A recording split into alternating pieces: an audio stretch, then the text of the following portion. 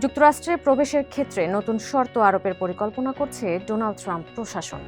পরিকল্পনা অনুযায়ী যেসব বিদেশি নাগরিক ভিসা ছাড়াই যুক্তরাষ্ট্রে প্রবেশ করেন তাদের গত 5 বছরের সোশ্যাল মিডিয়া ব্যবহারের তথ্য জমা দিতে হতে পারে। প্রশাসনের দাবি, সীমান্ত নিরাপত্তা জোরদার ও ঝুঁকি মূল্যায়নের অংশ হিসেবেই নেওয়া হচ্ছে এই পদক্ষেপ। 11 ডিসেম্বর যুক্তরাষ্ট্রের customs and border protection CPB এ সংক্রান্ত একটি প্রস্তাব প্রকাশ করে ফেডারেল রেজিস্টারে। এটি কার্যকর হলে ভিসামুক্ত সুবিধাভোগী নির্দিষ্ট কয়েকটি দেশের ভ্রমণকারীদের কাছ থেকে যুক্তরাষ্ট্রে প্রবেশের সময় সোশ্যাল মিডিয়ার তথ্য সংগ্রহ করতে পারবেন সীমান্ত কর্মকর্তারা। প্রস্তাবে আরও বলা হয়েছে, ভ্রমণকারীদের কাছ থেকে বাধ্যতামূলকভাবে সোশ্যাল মিডিয়ার ইতিহাস সংগ্রহের বিষয়টি 2025 সালের জানুয়ারিতে প্রেসিডেন্ট ডোনাল্ড ট্রাম্পের স্বাক্ষরিত একটি নির্বাহী আদেশের সঙ্গে সামঞ্জস্যপূর্ণ। বিদেশি সন্ত্রাসী ও অন্যান্য হুমকি থেকে যুক্তরাষ্ট্রকে রক্ষা করা শীর্ষক এই নির্বাহী আদেশে যুক্তরাষ্ট্রে প্রবেশকারী বিদেশি নাগরিকদের যাচাই বাছাই আরও জোরদার করতে সংশ্লিষ্ট সরকারি সংস্থাগুলোকে নির্দেশ দেওয়া হয়েছিল। এই শর্ত মার্কিন ভিসা ওয়েভার প্রোগ্রামের আওতায় electronic system for travel authorisation বা ইএসটিএ ব্যবহারকারী ভ্রমণকারীদের ক্ষেত্রে প্রযোজ্য হবে।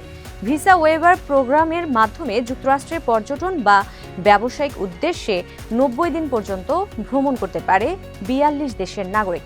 এসব দেশের মধ্যে রয়েছে যুক্তরাজ্য, জার্মানি, কাতার, গ্রিস, মাল্টা, নিউজিল্যান্ড, অস্ট্রেলিয়া, জাপান, ইসরায়েল এবং দক্ষিণ কোরিয়া।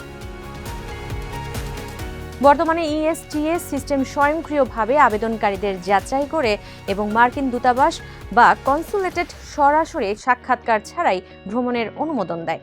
এটি সাধারণ ভিসা আবেদনের প্রক্রিয়ার বিপরীত। আবেদনকারীদের কেবল বাবা মায়ের নাম, ইমেল এবং অতীতের কোনো অপরাধমূলক রেকর্ডের মতো সীমিত তথ্য দিতে হয়।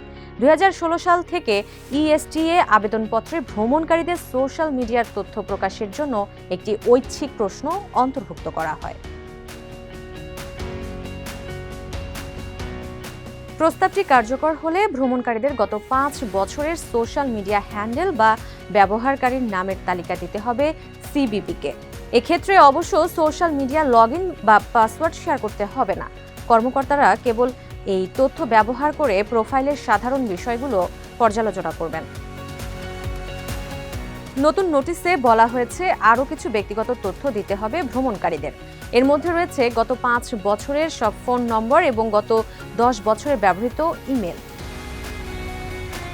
কর্তৃপক্ষ জানিয়েছে, ভবিষ্যতে ইএসটিএ আবেদনপত্রে আরও কিছু বিস্তারিত তথ্য যোগ করা হতে পারে।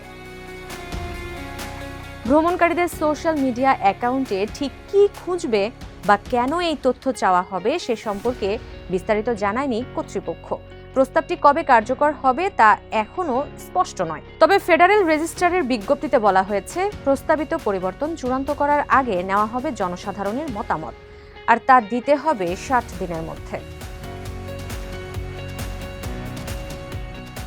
2019 সাল থেকে সোশ্যাল মিডিয়া হ্যান্ডেলের তথ্য প্রকাশ করতে হয় ভিসা ওয়েভার প্রোগ্রামের বাইরের দেশগুলোর ভ্রমণকারীদের। এটি তারই একটি সম্প্রসারণ। ডোনাল্ড ট্রাম্পের প্রথম মেয়াদে চালু হয় এই ব্যবস্থা। পরবর্তীতে প্রেসিডেন্ট জো বাইডেনের আমলেও তা বহাল থাকে। সিবিপি এবং US citizenship and immigration services USCIS সাম্প্রতিক সময়ে বিদ্যমান সোশ্যাল মিডিয়া তথ্য প্রকাশের নিয়মগুলোকে ব্যাপকভাবে সম্প্রসারণের চেষ্টা করছে। কলম্বিয়া বিশ্ববিদ্যালয়ের নাইট ফার্স্ট অ্যামেন্ডমেন্ট ইনস্টিটিউটের সিনিয়র স্টাফ অ্যাটর্নি ও আইন উপদেষ্টা ক্যারোলিন ডিসেল বলেন, ইউএসসিআইএস নাগরিকত্ব সহ অন্যান্য অভিবাসন সুবিধার জন্য আবেদনকারীদের ক্ষেত্রেও সোশ্যাল মিডিয়া তথ্য প্রকাশের প্রয়োজনীয়তা সম্প্রসারণের প্রস্তাব দিয়েছে। চলতি বছরের জুনে মার্কিন পররাষ্ট্র দপ্তর জানায়, জাতীয় নিরাপত্তা হুমকি শনাক্তের জন্য এখন থেকে সব এফ.এম. এবং জে ভিসা আবেদনকারীর সোশ্যাল মিডিয়া প্রোফাইল প্রকাশ করা হবে জনসম্মুখে। বেশিরভাগ সোশ্যাল মিডিয়া প্ল্যাটফর্ম ব্যবহারকারীদের তাদের প্রোফাইল ব্যক্তিগত রাখতে বা সর্বজনীন রাখার সুযোগ দেয়। ব্যক্তিগত প্রোফাইল কেবল তালিকায় থাকা বন্ধু দেখতে পায়, আর পাবলিক প্রোফাইল দেখতে পারবেন যে কেউ। নিয়মটি ছাত্র ও এক্সচেঞ্জ ভিসাধারীদের জন্য প্রযোজ্য। জুনে পররাষ্ট্র দপ্তর জানায়, যুক্তরাষ্ট্রের ভিসা একটা বিশেষ সুযোগ, এটা কোনো অধিকার নয়।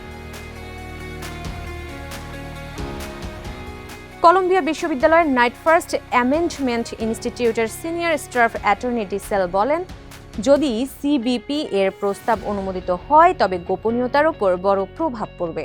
কারণ কেবল সোশ্যাল মিডিয়া হ্যান্ডেল নয়, গত 5 বছরের সব ফোন নম্বর, গত 10 বছরের ইমেইল এবং বায়োমেট্রিক তথ্য প্রকাশ করতে হবে যুক্তরাষ্ট্রে ভ্রমণ ইচ্ছুকদের। তিনি আরও বলেন, যারা সোশ্যাল মিডিয়ায় প্রকাশ্যে পোস্ট করেন তারা অনেক সময় অনলাইনে কিছুটা গোপনীয়তার আশা রাখেন, তবে যারা ছদ্মনাম বা ভিন্ন ইমেল ব্যবহার করেন তারা সরাসরি তাদের অনলাইন পরিচয় গোপন রাখার অধিকার থেকে বঞ্চিত হবেন।